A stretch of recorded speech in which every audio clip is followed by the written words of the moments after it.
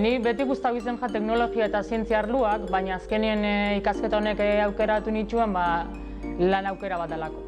Ikasketa bukatu nituen praktikakin nauen dikarren, eta bertan praktika bukatu ala lan eskaintza batekin nauen kalitateko departamentuan.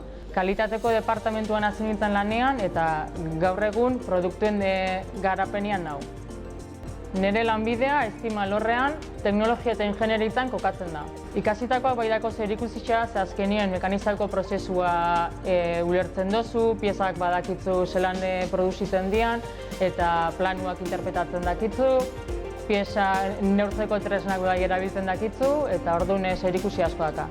Gaur egun nire lana da produktuak garatzea eta hau azten da gure lantalde badakau eta azten da ideia batetikan, planuan islatzen duzu, zebiosun, prototipo batzuk itxoituzu, honek testau eta azkenien ikusten duzu zelan produktua garatzen duzun eta merkauan dauen. Nik gaztiak animeko nintzen industria area baten nahi bada bitxia lana, aukera politxa dela lanpostu bat eukitxu.